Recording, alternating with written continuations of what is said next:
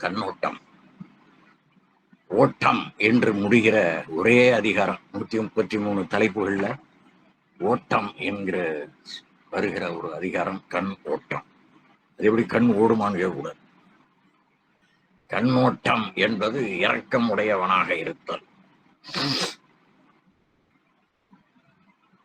ஒருவருடைய கண்ணை பார்க்கிற போதே ஒரு ஒரு பிரைட்னஸ், பிரைட்டா இருக்கும், ஒளி மிக்கதாக இருக்கணும். ஒளி படைத்த கண்ணினாய் வா வா வா என்று பாரதி பாடுகிறார் அல்லவா? அது மாதிரி கண்ணிலே ஒளி உமிழ வேண்டும்.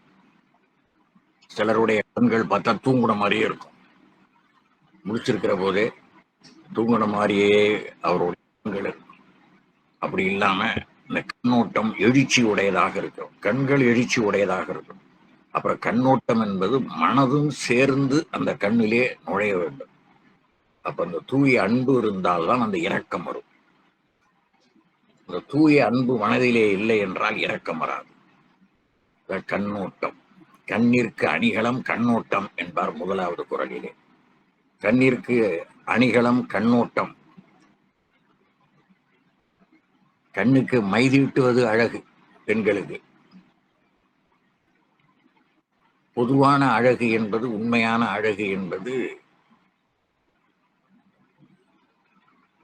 நான் ஒவ்வொரு உறுப்புகளுக்கும் செயற்கையாக போடுகிற தங்க நகைகள், அதை அணி என்று சொல்கிறோம். அணி அணிவித்தவுடன் ஒரு ஏற்படுகின்ற ஒரு அழகு. ஆனால் நாம் உடைமை என்று பார்க்கிற போது எல்லா உடைமைகளும் உடைமைகள் இல்லை என்று ஒரு 10 உடைமைகளை திருவள்ளுவர் சொல்கிறார். அந்த 10 உடைமைகளும் இயல்பாக நம்முடைய உடம்புக்குள்ளேயே இருக்கு. அதை நாம் சரியாக பயன்படுத்துவதில்லை என்பதுதான் குறையே தவிர, அதே போலத்தான் இந்த கண்ணோட்டம் என்பது, கண் என்பது உறுப்பு, அதுக்கு உயிர் கொடுப்பது இயக்கம். அதான் கண்ணோட்டம். நாம் பிறர் படுகிற துன்பங்களில், துயரங்களில் பங்கெடுத்துக் கொள்ளுகிற போதுதான் அந்த கருணை, அருள், இரக்கம் அதெல்லாம் சேர்ந்ததுதான் கண்ணோட்டம். அதனாலதான் கண்ணிற்கு அணிகலம் கண்ணோட்டம் என்பார். அதற்கு வேற ஒரு சங்கிலி போட்டுக்கொள்வதில்லை, மோதிரம் போட்டுக்கொள்வதில்லை கண்ணுக்கு. அதெல்லாம் அந்தந்த உறுப்புகளுக்கான அணிகலன்களாக நாம் போட்டுக்கொள்கிறோம். ஆனால் திருவள்ளுவர் சொல்லுகிறார் கண்ணுக்கு அணிகலம் கண்ணோட்டம் என்று. என்ன கண்ணோட்டம் என்பதை தெளிவாக நாம் புரிந்து கொள்ள வேண்டும் என்றால், இரக்க உணர்வு அது நம் மனதோடு தொடர்புடையது. அது கண்ணிலே வெளிப்பட வேண்டும் என்பதுதான் கண்ணோட்டம். 17 இடங்களிலே கண் என்று முடிகிறது. 1330 குறள்களில் கண் என்று முடிகிற குறள்கள் 17.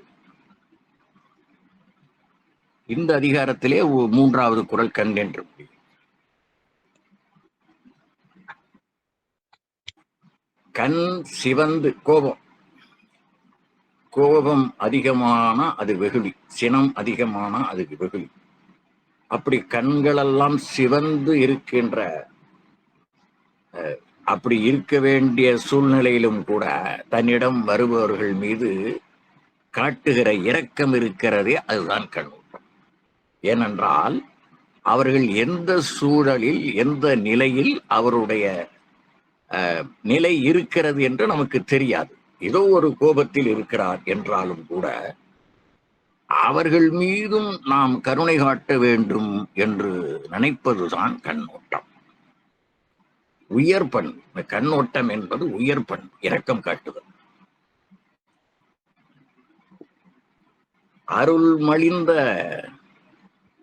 தன் பார்வையால் நலமற்றாரும் நலமுற்றார் போல நலிந்து போற்றும் பண்பு தன்னை முன்னின்று கண்டிப்பாரிடத்தும் கனிவு காட்டும் கண் எவர்க்கும் எளிமையாய் வாய்க்குமா? வாய்க்குமென்றால் அதுதான் கழிவரும் காரிகை என்று முதல் குறளிலே சொல்லப் போகிறார்.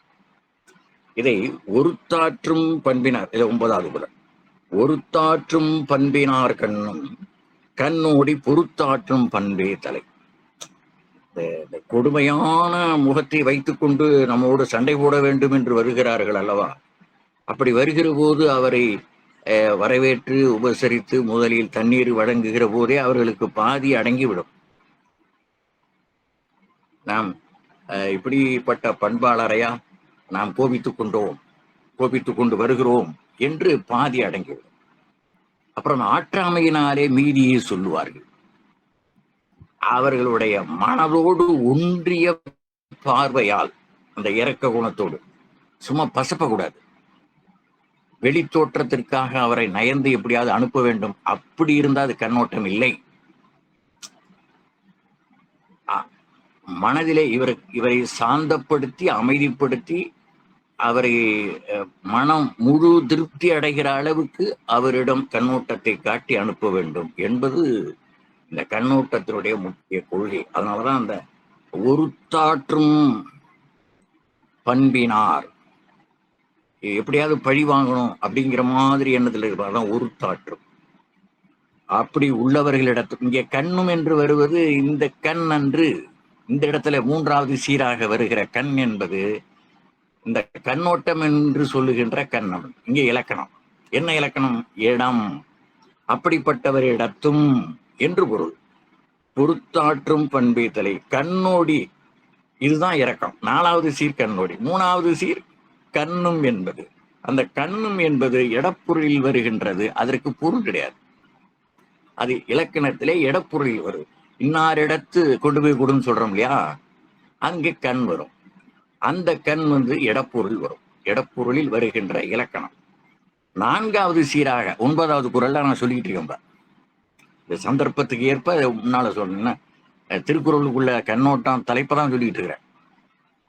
கண்ணோடி பொறுத்தாற்றும் பண்பே தலை. அப்படி அவர்கள் சொல்லுகின்ற கடுமையான சொற்களை எல்லாம் காதிலே வாங்கி கொண்டு அவர்களை பொறுத்து அன்போடும் அரவணைப்போடும் இரக்கம் காட்டுவதுதான் முதன்மையான பண்பு என்று சொல்லுகிறார் அந்த குறளில். உலக நலவாழ்வுக்கு அமைந்தது கண்ணோட்டம் என்பதை கண்ணோட்டத்து உள்ளது உலகியல் என்னும் குறளால் நாம் அறிய போகிறோம். 57வது அதிகாரம் வெறுவந்த செய்யாமை. அந்த வெறுவந்த செய்யாமையில என்ன சொல்லுகிறார்? செங்கோடனுக்கு எதிரானது வெங்கோடன், கொடுமையான ஆட்சி புரிபவன் என்ற பொருளை சொன்னார். அதற்கு அடுத்து இந்த அதிகாரத்தை வைப்பதன் நோக்கம் குடிமக்களாயினும் அரசு அலுவலர்களாயினும் ஆட்சியாளர்களாயினும் யாராக இருந்தாலும் இரக்கப்பண்பு உடையவராக இருக்க வேண்டும் என்பதை தெளிவுபடுத்துவதற்காகவே வெறுவந்த செய்யாமைக்கு அடுத்து கண்ணோட்டத்தை வைத்திருக்கிறார் என்று நாம் கொள்ள வேண்டும். பின்னாலே காமத்துப்பால்ல குறிப்பில் குறிப்புணர்வாரே என்றும், பின்னாலே 71வது அதிகாரத்திலே வருகிற இடங்களிலும் கூட குறிப்பில் குறிப்புணர்வாரை கண்ணாகுமா, குறிப்பில் குறிப்புணரா கண்ணாகுமா என்று கேள்வி எழுப்புவார் திருவள்ளுவர். அவரே அமைச்சர், சான்றோர், முதலோர், அரசாள்பவருக்கு கண் போல்பவர் என்று சொல்பவரும் அவரே. அங்கே குறிப்பில் குறிப்புணரா என்று சொல்பவர் கண் போல்பவர் என்று இங்கே சொல்கிறார். கண் காண வெளிப்பட தோன்றும் புறப்புரி கண்கள். நம்ம பார்க்கறது எல்லாருடைய முகத்திலேயும் கண்கள் இருக்கும். ஆனால் புறத்தே புலப்படா அகக்கண்ணோட்டம் இருக்கிறதே, அது மனக்கண். அதுதான் 34வது குறள்ல மனத்துக்கண் என்று சொன்னார். அந்த மைய புள்ளி இருக்கு பாருங்க, 34வது குறள். அது எனக்கு புரியலன்னு சொன்னா 35ல புரிய வைக்கிறார். எது நம்ம அங்க நிறைய பார்த்துட்டோம். இருந்தாலும் இந்த இடத்துல மனத்துல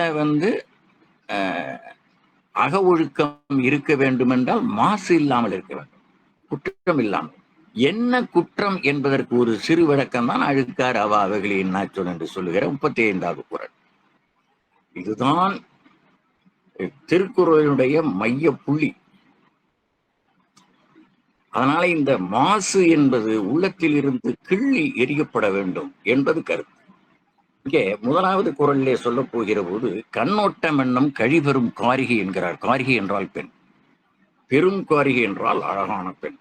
கழிபெறும் காரிகை அது உரிச்சொல், இலக்கணம் பாருங்க. கழிபெறும் காரிகை என்றால் மிக மிக அழகிய பெண். எது? கண்ணோட்டம். கண்ணோட்டத்தை இப்படி வர்ணிக்கிறார் முதல் குறள்ல திருவள்ளுவர். பாப்போமா? இந்த அழகிய கண்ணோட்டம் எப்படி இருக்கிறது என்பதற்கு ஒரு எடுத்துக்காட்டு. உங்களுக்கு எல்லாம் தெரிந்த கதை தான் அது. எல்லோருக்கும், சிறுவர் முதல் பெரியவர்கள் வரை எல்லாருக்கும் தெரிந்த ஒரு கதை. இதுக்கு அது பொருத்தமான இடம். அது கழிவரும் காரிகை எப்படி மும்மடி பெரிதாயிற்று. காரிகை என்பாலே அழகு பெண், பெருங்காரிகை மிக அழகு, கழிவெறும் காரிகை மிக மிக பெரிய அழகு, மிக அழகான தோற்றம். அது கண்களில் இருந்துதான் அறியப்படும். பாருங்க, வானில் பறந்தது ஒரு அன்னம், வானில் பறந்தது ஒரு அன்னம், அதை ஒருவன் அம்பினாலே வீழ்த்தினான்.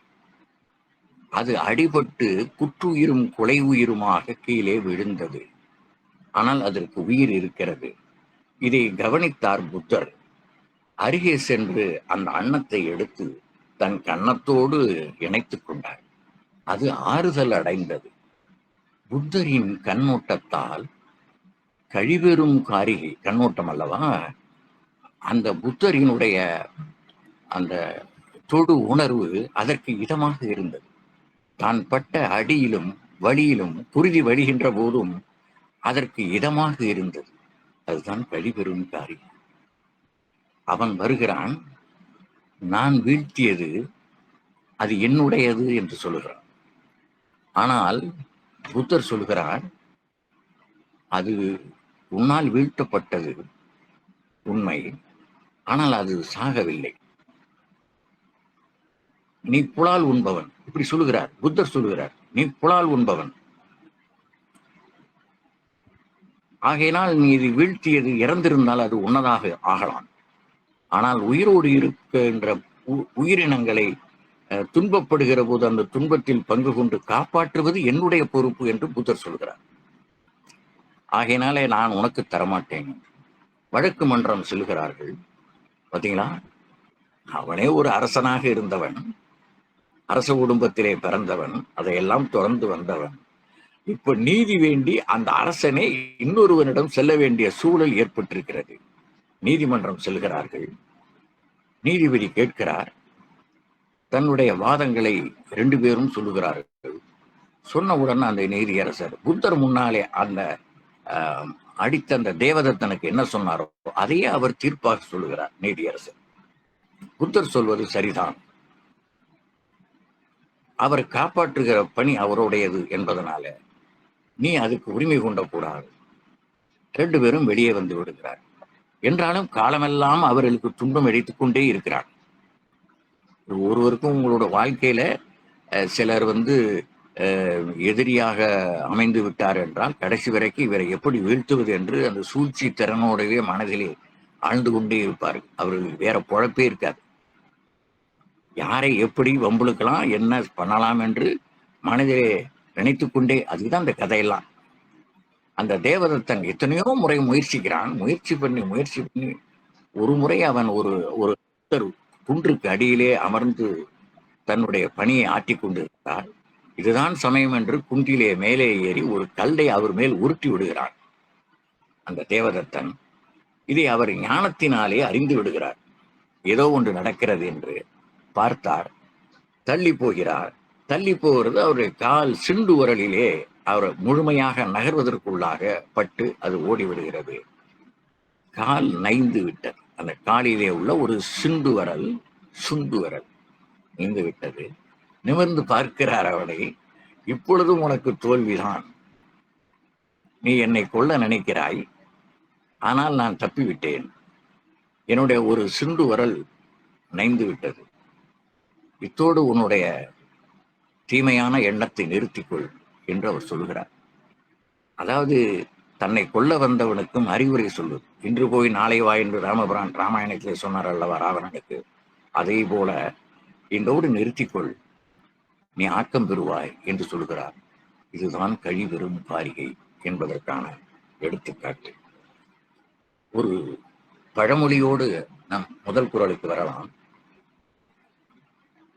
தெற்று அப்பகைவர் எடற்பாடு கண்டக்கால் மற்றும் கண்ணோடுவர் மேன்மக்கள். தெற்ற நவைக்கப்படும் தன்மைத்தாயினும் சான்றோர் அவைப்படில் சாவது பாம்பு என்பது பழமொழி. பழமொழி 400ல 86வது பாடல். இப்ப சான்றோர் அவைக்குள்ள பாம்பு கொண்டு அடிச்சிருவாங்கல்ல, அது மாதிரி இந்த மாதிரி மேன்மக்களிடம் சென்று இது மாதிரி ஒரு ஒரு கீழ்மையான செயலை செய்யக்கூடாது என்பதற்காக இந்த பழமொழி 400 ஏற்றப்பட்டது. இப்படிப்பட்ட இடர்பாடுகளை நீ செய்யலாகாது என்பதை சொல்லுவது பழமொழி 400. இப்பொழுது நாம் குறளுக்கு வருகிறோம். நாம் 541ல ஓர்ந்து கண்ணோடாது இறை புரிந்து யார் மாட்டும் தேர்ந்து செய்வதே முறை என்று சொன்னார். அங்கே கண்ணோடாது என்று கூறியவர் இங்கே கண்ணோட்டம் என்றது ஏன்? அப்படி ஒரு கேள்வி எடுப்பீங்க மனசுக்குள்ள. அங்கே யார் மாட்டும் கண்ணோடாது என்று சொன்னார். எதுக்கு சொன்னார்? செங்கோன்மை, அரசன் தன்னுடைய செங்கோன்மையை நீதியை முறைமையை நிலைநாட்ட வேண்டும் என்றால் யார் மாட்டும் கண்ணோடாது இருக்க வேண்டும். ஒரு பக்கம் சாய்ந்து விடக்கூடாது. யார் குற்றவாளியை குற்றவாளி என்று சொல்ல வேண்டும் என்பதற்காக சொல்லப்பட்டது கண்ணோடாது என்பது. இங்கே கண்ணோட்டம் என்று சொல்வதனுடைய நோக்கம் எல்லார் மீதும் இரக்கமுடையவனாக இருக்க வேண்டும் என்று சொல்வதற்காக குடிபுறம் காத்து ஓம்ப வேண்டும் என்கிற கரணியம் கருதி இங்கே கண்ணோட்டம் என்கிற அதிகாரத்தை படைக்கிறார். கண்ணோட்டம் என்னும் கழிவரும் காரிகை உண்மையான் ஒன்றிய உலகு. இதுல முதல் குறளுக்கு 996வது குறள், பண்புடையார் பட்டுண்டுலகம் அகுதென்றேல் மண்புக்கு மாய்வது மண் என்கிற பண்புடைமையின் 6வது குறள். இதை இணைத்து படிக்க வேண்டிய சூழல். கருணை புரிதலாகிய கண்ணோட்டம் என்னும் சிறப்புடைய பேரழகு இருப்பதால் தான் இவ்வுலகம் இயங்கிக் கொண்டிருக்கிறது, தொடர்ந்து இயங்கிக் கொண்டிருக்கிறது என்கிற கருத்தை தான் இந்த கண்ணோட்டம் என்னும் கழிவரும் காரிகை உண்மையான உண்டு உலகு என்கிற குறள் மெய்ப்பிக்கிறது. ஒட்டு உறவு நட்பு என அன்பு என ஒத்து இயைந்து வாழ வேண்டிய உலகம் இது. அன்பு நட்பு ஒட்டு உறவு என ஒத்து இயைந்து வாழ வேண்டிய உலகம் இந்த உலகம். இயன்ற அளவில் ஒத்து உதவி வாழ்ந்தால் உலகில் முட்டல் மோதல் உண்டாகாது, பகையும் பிணக்கும் ஏற்படாது. இப்பொழுது நாம் கண்ணோட்டம் படித்துக் கொண்டிருக்கிற வேளையிலே எல்லை பகுதியில் நம்மை சீண்டிய பாகிஸ்தானுக்கு பதிலடி நடந்து கொண்டிருக்கிறது. எந்த வழியில் நடக்கலாம் என்று, போர் மூடுமா என்று அச்சப்படுகிற சூழல் இருக்கிறது. உணர்ச்சி வசப்பட்டால் எல்லாம் கெட்டு போகும். இழப்பு 2 பக்கமும் தான். ஆனால் சீண்டுகிற போது அவனை சும்மா விடவும் முடியாது என்பதையெல்லாம் நாம் இப்பொழுது அரசியலில் பார்த்து கொண்டிருக்கிறோம். புற அரசியலிலும் பார்க்கிறோம். திருக்குறளிலே கண்ணோட்டம் என்கிற அதிகாரத்திலே திருவள்ளுவர் சொல்லுகிற அரசியலையும் பார்த்து கொண்டிருக்கிறோம். கண்ணோட்டம் என்னும் கழிவரும் காரிகை உண்மையான உண்டு உலகு. அடுத்து 2வது குறள், கண்ணோட்டத்து உள்ளது உலகியல் அகதில்லார் உண்மை நிலக்கு புரை. கண்ணோட்டம் என்னும் உயிர்தளிர்க்கும் நலப்பண்பு இல்லா வாழ்வு இம்மண்ணுக்கு பாரமான வாழ்வு. உண்ண உடுக்க பயன்கொள்ள என வேண்டுவை எல்லாமும் இந்த மண்ணின் மைந்தர் தாமே தர வேண்டும். அவரே வீண் எனும்போது அவருக்கு தருவன வீணில் வீணில்லையா? நெல்லு கரைத்த நீர் புல்லுக்கு போனாலும் அது ஆடு மாடுகளுக்கு பயன் தருவதாக இருக்கும். பாலைவனத்து பொழிந்த மழையும் நிலத்தடி நீராய் சென்று எங்கோ ஓரிடத்து பருஞ்சோலையாய் பாலைவன உயிர்களுக்கு நன்மையும் நீர்மையும் வளமையும் வழங்கும். ஆனால் கண்ணோட்டம் இல்லான் இருப்பு சுமைதான் என்று சொல்லுகிறார் இந்த குறள் மூலமாக திருவள்ளுவர். கண்ணோட்டத்து உள்ளது உலகியல், அகுதிலார் உண்மையான் நிலக்கு புரை. நிலக்கு புரை என்றால் இங்கே புரை என்பது பாரம். நீ பூமிக்கு பாரம் என்று சொல்வதை போல. ஏன் இந்த பூமிக்கு பாரமாக இருக்கிறார்? செத்து தொலை என்று சொல்வதை போன்றது. கடமையன் அதனால் அரசபாரம் என்றான். அரசபாரம் தாங்குவனே மண்ணிற்கு பாரமாகிவிட்டால் மற்றையோரை சொல்ல யாது உள்ளது. அவனே பாரமாக இருக்கிறான், ஆள்வோனே பாரமாக இருக்கிறான். இன்னைக்கு பார்த்தோம் என்ன, பர்மா என்கிற மியான்மர் நாட்டிலே ஆள்வோனே பாரமாக இருக்கிறான் என்பதை பார்ப்போம். நாம் மற்ற ஆட்களை நாம் மனதில் உள்ளே கொண்டு பார்க்க வேண்டும். எங்கள் மண்ணை சுரண்டி எங்கள் மக்களை அடிமையாக்கி கொடுமை செய்ய உனக்கு என்ன முறை என்று அயலானை பேசியதும் வணிக கப்பல் ஓட்டியதும் வஉசியினுடைய வேலை. அப்படிப்பட்ட வஉசிக்கு உள்ளே இருந்த சிறை காவலர்களில் சிலர் அவருக்கு சில நன்மைகளை செய்து கொடுத்தார்கள் என்பது வரலாறு. அதுதான் கண்ணோட்டம் என்பது. அவர் குற்றம் செய்து உள்ளே வரவில்லை என்பதை அந்த சிறை காவலர்களில் சிலர் உணர்ந்தார்கள். அவர்களுக்கு மறைமுகமாக சில நன்மைகளை செய்தார்கள். அவர்களை எல்லாம் தன்னுடைய சுயசரிதையிலே அவர் மிகவும் நன்றியுடன் நினைவு கூறுகிறார் வஉசி. இதுதான் கண்ணோட்டம் என்பது.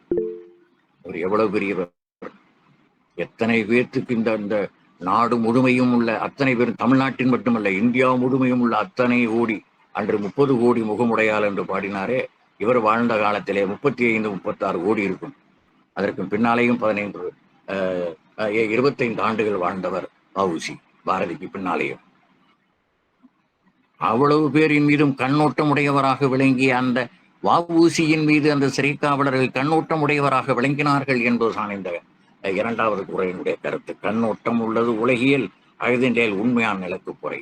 அப்படிப்பட்ட ஆட்சியாளர்களிலேயும் சிலர், ஆட்சியாளர்களின் ஒரு அங்கம்தான் அந்த சிறையினுடைய காவலர்கள். அந்த காவலர்கள் இறக்கப்பட்டார்கள், என்னென்ன செய்தார்கள் என்பதை, அது ஒரு மிகப்பெரிய நீளமான பட்டியல். ஒரு வாலேஸ்வரன் என்கிற ஒரு வாலிஸ் என்கிற ஒரு ஆங்கிலேயன் அவருக்கு சில நன்மைகள் செய்தான் என்பதனால தன்னுடைய குழந்தைகளில் ஒன்றுக்கு வாலீஸ்வரன் என்று பெயர் வைத்தார். தான் கண்ணோட்டம் என்பது.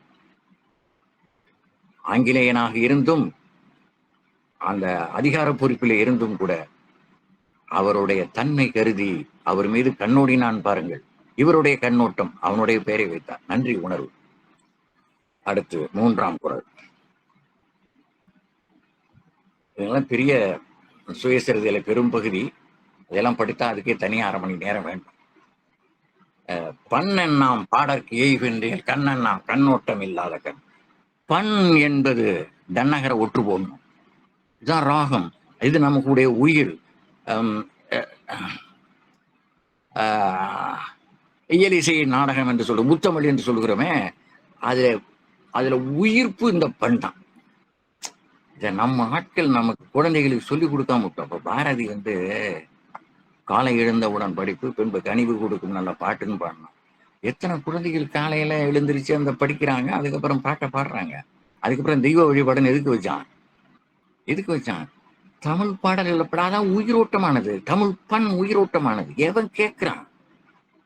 எவன் கேட்கிறான்னா ஒரு சிறு பகுதி, 1 விழுக்காடு 2 விழுக்காடு கேட்கறத வைத்துக்கொண்டு இந்த அங்க கேட்கிறான்னு சொல்லக்கூடாது. இது எல்லாருக்கும் பொதுமையானது. நீ தமிழனாக பிறந்து விட்டாய், முத்தமிழ் என்று பட்டமெல்லாம் போட்டுக் கொடுக்கிறாய். ஆனால் இசைத்தமிழுக்கு நீ ஆக்கம் கொடுப்பதில்லை. திரைப்பட பாட்டுக்கும் கர்நாடக சங்கீதம், இதனுடைய வளர்ச்சி தான் கர்நாடக சங்கீதம். கர்நாடக சங்கத்தை நான் படிக்க வேண்டும் என்பதற்காக சொல்லவில்லை. இதனுடைய பரிணாம வளர்ச்சி அது. என்னாலும் அதனுடைய மூலத்தை விட்டு நாம் என்ன செய்ய போகிறோம்? இதை புரிய வைக்கவில்லை. இவனுக்கும் அந்த ஈடுபாடு இல்லை, இவனும் படிப்பதில்லை, இவனும் கற்றுக் கொடுப்பதில்லை, மற்றவர்களையும் படிக்க விடுவதில்லை. இதுதான் இன்றைய நாட்டினுடைய நிலைமை. பண்ணனா திருவள்ளுவரை போற்றுகிறான், திருவள்ளுவரை வழி நடக்கிறீங்களா? ஒரு வயலும் நடக்கிறது இல்லை. பண்ணன் நாம் பாடலுக்கு ஈவின்றேல் கண்ணன் நாம் கண்ணோட்டம் இல்லாத கண்ணு அறைகிறாரு. ஒரு அறை எவனுக்காவது புத்தி இருக்குதா? இல்லையே. பண்ணன் நாம் பாடலுக்கு ஒரு பாடல்னு சொன்னா அதுக்கு ராகரம் நான் பாடுற மாதிரி பாடினாக்கா எப்படி என்ன ஆக? அதற்கென்று முறையாக கற்றவர்களை நாம் அழுத்தவில்லை, அவர்களை போற்றவில்லை, அவர்களுக்கு உரிய நியதியை நாம் வழங்கவில்லை. நாமெல்லாம் துரோகி. தமிழ் இசையை பாடுபவர்களை நாம் சிறப்பிக்கவில்லை என்றால் நாம துரோகி, தமிழ் இசைக்கு துரோகி என்று பொருள். உனக்குதான் வரல, வர்றதில்ல அவனுக்கு, அவன் தமிழுக்கு ஆக்கம் கொடுக்குறான்ல, அவனை ஏன்டா நீ சிறப்பிக்க மாட்டேங்கிற? திருவள்ளுவர் சொல்றார், பண்ணன் நாம் பாடற்கு எய்வின்றேல் கண்ணன் நாம் கண்ணோட். உனக்கு கண்ணு முகத்துல எதுக்குல இருக்குது? இப்படி கேட்கிறார் பாருங்க. முகத்துல எதுக்கு கண் இருக்குது? உனக்கு இரக்கம் இல்லையா? கருணை இல்லையா? அருள் இல்லையா? எதுக்குடா உனக்கு கண்? இந்த புறக்கண்ணை வைத்துக் கொண்டு என்ன பண்ணுவது? இரக்கம் இல்லாத பாவி என்கிறார் இந்த குரல்ல திருவள்ளுவர். அதுவும் எப்படிப்பட்ட உதாரணத்தை சொல்றாரு பாருங்க. பண்ணன் நாம் பாடற்கு எய்வின்றேல், அது செத்து போயிடும் அந்த பாட்டு. அந்த ராகத்தோடு சொல்லவில்லை என்றால், அல்லது ராகத்தோடு சொல்லுகிறவனை சிறப்பிக்கவில்லை என்றால், அந்த பாட்டு உயிரோடு இருக்குமா? 11,991 ராகங்கள் இருந்தன. அதைத்தான் ராகம்ங்கிறான். இப்போ எல்லாம் பேரை மாற்றி விட்டான். எல்லா கோயில்கள்லையும் இறைவனுடைய பெயரையும் இறைவியோட பெயரையும் எல்லாம் மாத்தினான் பாருங்க. ஐயாரப்பனுங்கிறத பஞ்சநதீஸ்வரர்னு வச்சான். பெருவுடையார பிரகதீஸ்வரர்னு மாத்தினான். எல்லாத்தையும் மாத்தி விட்டான். நம்மளால ஈன்னு இழிச்சுக்கிட்டு போய் அவன் சொல்ற மந்திரத்தை கேட்டுக்கிட்டு பாடிக்கிட்டு இருக்கான். என்ன பண்றது? இதெல்லாம் எப்போ புரிய போறான்? 10 லட்சம் பேத்துல 9,99,999 பேரு இப்படித்தான் இருக்கிறான். 199 சொல்லக்கூடாது. 199 1990 ஆயிடும். அவ்வளவு பேரும் பாத்தீங்கன்னா சமஸ்கிருத மந்தத்துல அப்படியே மூழ்கி போயிருக்கிறான். உட்கார்ந்துருக்கான் போய், அவன் தவம் கிடக்கிறான். அவனுக்கு தவசம் கொடுக்கறதுக்கு அவன்கிட்ட போய் ஆத்தங்கரையில பாத்தீங்கன்னா ஒவ்வொரு அமாவாசையும் குடிக்கிறாங்க. நான் வெகுண்டு சொல்லுகிறேன், நம்முடைய தமிழ் இசையை நாம் மதிக்கவில்லை, நம்முடைய மொழியை நாம் மதிக்கவில்லை. நீ ஏண்டா அங்க போற? அதை செத்த மொழிங்கிறான் பாரதிதாசன். செத்த மொழிக்கு இங்க என்ன ஆக்கம்னு கேட்கிறான். தமிழ் இசை இசையமுதம் என்கிற பகுதியில தெலுங்கு அதை மிருதங்கன்னு மாற்றிட்டான். அந்த மத்தளம் தோல்கருவி. கண்ணன் இசைக்கின்ற அது குழல், அது துளைக்கருவி. யாழ் இருக்கிறது பாருங்க, யாழ் வீணை, அது நரம்பு கருவி. இதெல்லாம் ஆதி தமிழிசையில் பயன்படுத்தப்பட்ட இசை கருவிகள். ஆதி இசை என்று 5000 6000 ஆண்டுகளுக்கு முன்னாலேயே கண்டுபிடிக்கப்பட்டவைதான் இந்த தோல் கருவி, துளைக்கருவி, நரம்பு கருவி என்பன. சொன்னேன், தோல் கருவி என்பது மத்தளம். அந்த தமிழ் பெயரை தங்கம்னு மாற்றிட்டான். யாழ், யாழ் என்பது நரம்பு கருவி. குடல் என்பது புல்லாங்குடல், குடல் என்பது துளைக்கருவி. இதெல்லாம் நம்முடைய ஆதி இசையின் இசைக்கருவிகள் என்பதை நாம் தெரிந்து கொள்ள வேண்டும். பாடலும் பண்ணும் பொருந்தாவிடில் பாடல் சிறப்பு இல்லாமல் போகும் என்பதனாலே தான் இங்கே பண் என்பதை குறிப்பிட்டார். பண்ணன் நாம் பாடற்கு எய்வின்றேல் கண்ணோட்டம் இல்லாதவன், பண்ணன் நாம் பாடற்கு எய்வின்றேல் கண்ணன் நாம் கண்ணோட்டம் இல்லாதவன். 574. உளவோல் முகத்து எவன் செய்யும் அளவினால் கண்ணோட்டம் இல்லாத கண். உளவோல் முகத்து எவன் செய்யும் அளவினால் கண்ணோட்டம் இல்லாத கண். இந்த அளவினால் கண்ணோட்டம் இல்லாத கண் என்பது மிகவும் பொருள் பொதிந்தவை. அந்த சீர்களெல்லாம் மிக மிக பொருள் பொதிந்தவை. உளவோல் முகத்து எவன் செய்யும் அளவினால் கண்ணோட்டம் இல்லாத. கல்வி அதிகாரத்துல பார்த்தோம், 3வது குறள். கண்ணுடையர் என்போர் கற்றோர் முகத்து 2 புண்ணுடையர் கல்லாது. கல்லாதவர் முகத்திலே இருக்கின்ற கண்கள் கண்களாக கருதப்பட மாட்டாது, புண்கள் என்று பார்த்தோம். அதுபோல இங்கே முகத்து உளவோல, உளவோல் முகத்து எவன் செய்யும், என்ன செய்யும். இப்படி ஒரு காட்சிக்காக அந்த கண்கள் இருக்கின்றனவே தவிர அவனுடைய கண்களிலே இரக்கம் இல்லை என்றால், இந்த கண்ணோட்டம் இல்லை என்றால் அது கண்கள் இல்லை என்று சொல்ல வருகிறார். கண்ணோட்டத்திற்கும் அளவு வேண்டுமா என்றால் வேண்டும். கண்ணோட்டத்தால் உள்ளவெல்லாம் இழந்து உள்ளார் எவரேனும் எனக்கு உதவ மாட்டார்களா என்ற நிலைக்கு அவர் ஆட்பட்டு விடக்கூடாது என்பது கருத்து. என்ன கருத்து?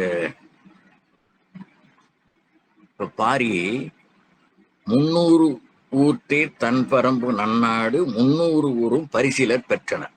இப்ப இவன் காலி, எல்லாமே கொடுத்துட்டான். அது கொடை மடத்தால் கொடுத்தான் என்பது. ஆனால் அந்த தெருக்கரையில் போய் நின்னான் இல்லையா, அதை திருவள்ளுவர் விரும்பவில்லை. இது மாதிரி ஆட்களை அவர் முன்னுணர் ஞானியாக இருந்து இப்படி செய்யாதே என்று சொல்வதான் அளவினால் கண்ணோட்டம் இல்லாத கண் என்று சொல்கிறார். அதோட மேலும் சொல்லுகிறார், அந்த கூத்தாடிகள் வர்றான் பாருங்க, ஆடியும் பாடியும் வந்தா அந்த மலையை நீ எடுத்துட்டு போன்னு சொல்லிடுவான். அப்படி உள்ள ஒரு கொடை மடம். இப்படி இப்பவும் கூட ஆட்கள் இருக்கிறாரு. இப்ப பல கல்யாண சுந்தரனார் பார்த்தீங்கன்னா கிட்டத்தட்ட அவர் 90 வயது ஆகிறது. அவர் தான் சம்பாதித்த 420 மாத ஊதியத்தையும் நான் வேறொரு சந்தர்ப்பத்திலையும் இதை உங்களுக்கு குறிப்பிட்டிருக்கேன். ஒரு 25 ஆண்டுகளுக்கு முன்னால அவர்கிட்ட நேராவே அவரை மேடையில் வைத்துக் கொண்டே அவருடைய செயல் கொடை மடம் என்பதை நான் அந்த கூட்டத்திலே பேசினேன். அதற்கு காரணம் அவருடைய தந்தையார் என்பதையும் குறிப்பிட்டவுடன் அவர் வியந்து பார்த்தார். இந்த ஒரு அதாவது ஒரு நெஞ்சை தொடுகிற ஒரு செயலை இவர் சொல்கிறார் என்று, யாரும் சொல்லாத செய்தியாக இவர் சொல்லுகிறார் என்று அவர் கருதினார். மீண்டும் மீண்டும் நினைவுபடுத்துறேன், நேரம் இல்லை, வேகமா போகணும். இப்பெல்லாம் மிக எளிதாக கோயில் சொத்துக்களை சாப்பிடுகிறார். அப்பெல்லாம் பயந்தார்கள். பஞ்சாயத்து மாலை என்றே ஒரு நூல் இருக்கிறது, அதை ஓ. சாமிநாதர் குறிப்பிட்டிருக்கார்.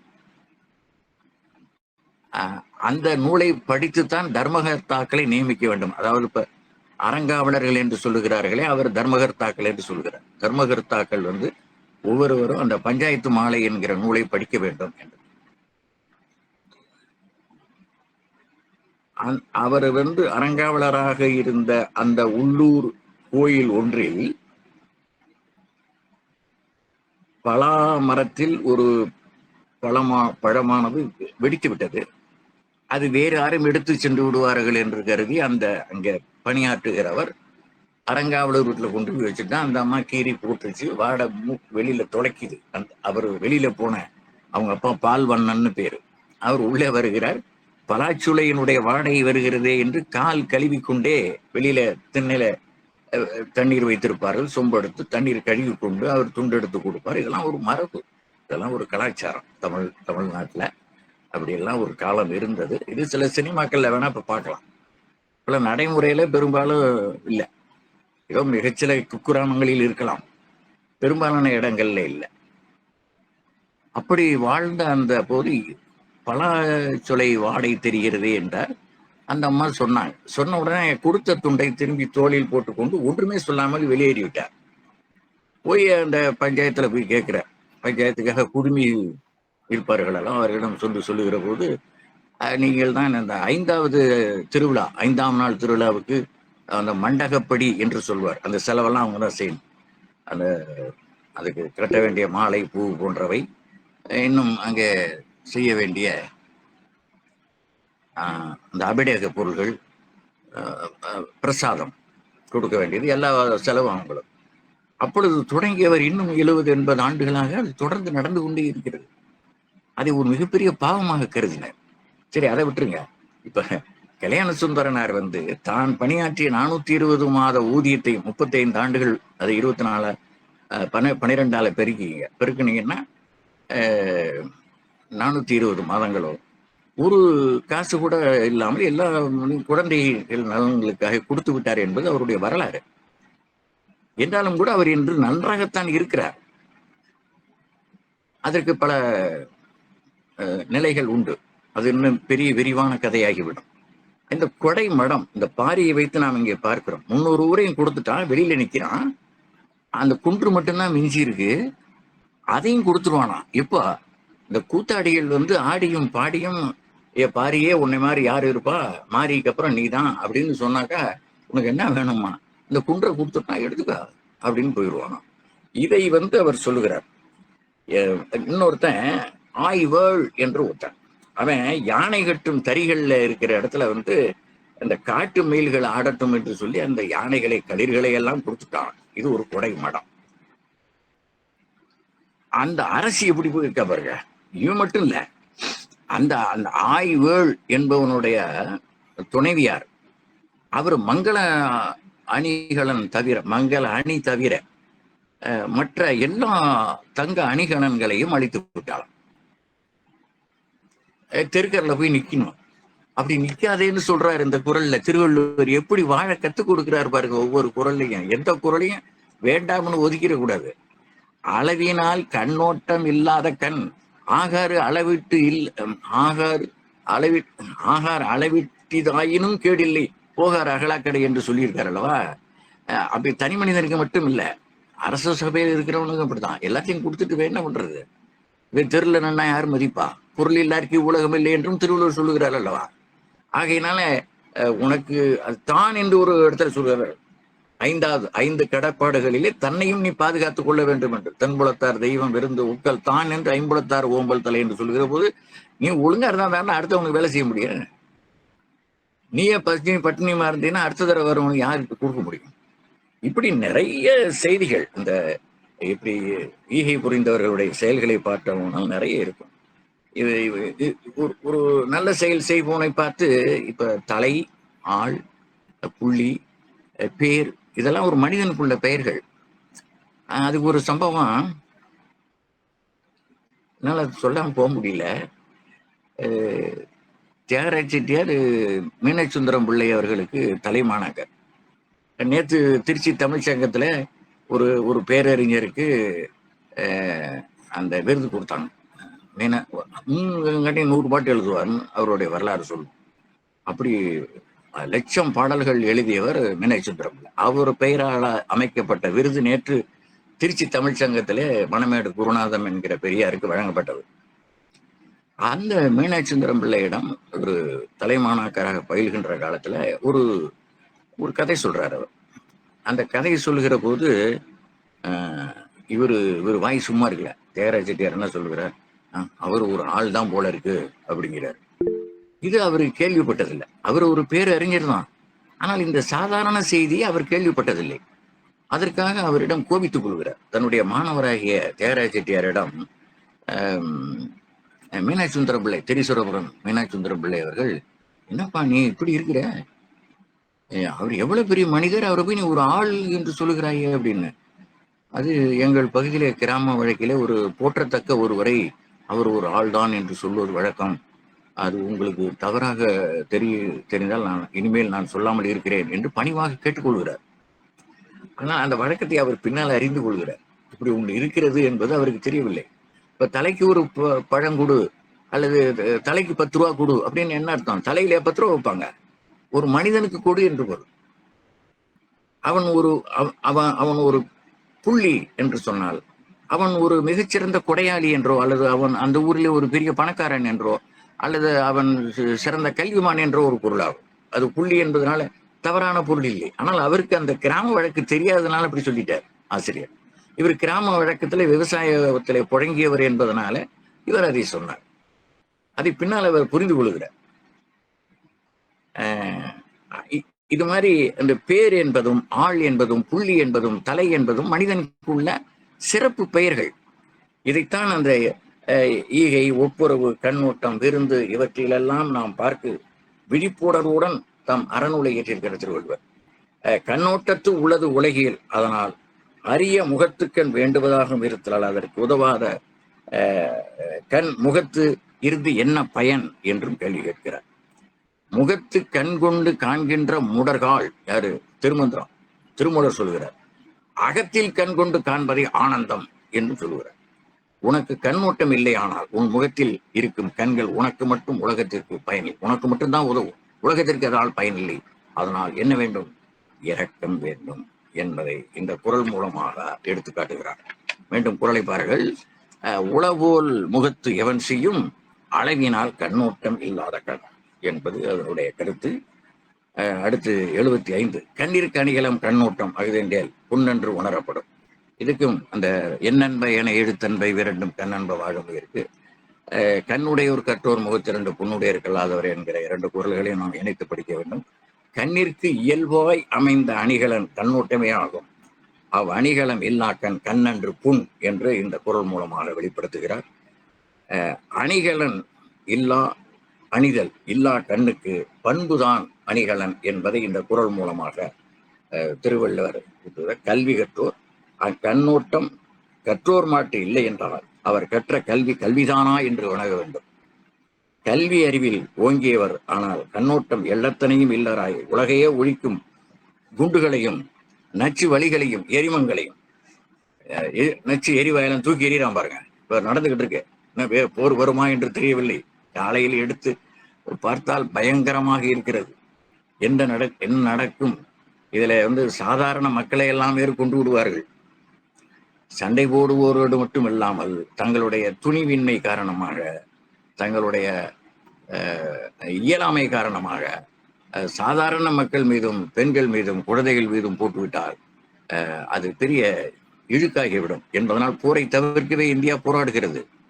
ஆனால் அவன் சும்மா இருக்க மாட்டான் போல இருக்கிறது என்று உண்டாக்கி ஓர் அறிவு பயிரி முதல் 6 அறிவு உயிரி ஈராக ஒட்டுமொத்தமாக அழிக்கும் கெடுவினைகளை சூழ்ந்து கொண்டு இருக்கிறது. போரில் எதிர்கொள்ள வேண்டியவன் கோட்டைக்குள் பதுங்கினால் கோட்டைக்குள் உள்ளேயும் வெளியும் உள்ள குடிமக்கள் பகைவன் அடிமானத்தால் எப்பாடுபடுவர் என்று கேட்கிறார் திருவள்ளுவர். இதெல்லாம் எப்போ சிந்திச்சிருக்காரு பாருங்க. இப்ப நடக்கிறதெல்லாம் அப்படியே நிதர்சனமாக எந்த காலத்துக்கும் பொருந்துகிற மாதிரி செய்கிறார்.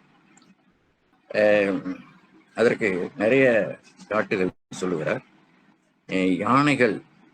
யானைகள் பிடியொடு நீர்நிலைகளில் நீராடா, நெய் கலந்த நெய்யரிசி சோற்று கவளம் உண்ணா, நடுதறி சாய எடுத்து நிலத்தில் புரண்டு இடிபோல் முழங்கும், பால் இல்லாமல் குழந்தைகள் அலரும், மகளிர் நீராடி பூச்சூடார், ஆனால் நீ இங்கு மட்டும் மறைந்து கொண்டுள்ளாய்.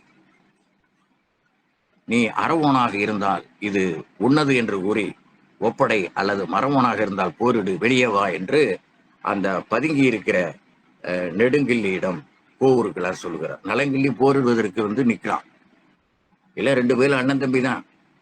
அண்ணன் தம்பி சண்டை, பங்காளி சண்டை அந்த காலத்திலிருந்து இந்த காலம் வரைக்கும் இருக்கு. அவன் ஒரு பகுதி இவன் ஒரு பகுதியாக உரை ஒருத்தனும் ஆவுரை ஒருத்தனும் தலைநகராக கொண்டு ஆட்சி புரிந்து வருகிறார்கள். இது மாதிரி நேரத்துல நலங்கிள்ளியை போய் நெடுங்கிள்ளியினுடைய கோட்டைகளை போய் நலங்கிள்ளி முற்றுகையிட்டு நிற்கிறான். அதுக்கு நெடுங்கிள்ளிக்கிட்ட கோவூருக்கிறார் போய் சந்து செய்விக்கிறார் என்பது கருத்து. டேய், ஏன்னா உள்ளே இருக்கிற வெளியே வா. இப்போ விமானத்துல பறந்து போயிட்டு இருக்கா பாருங்க.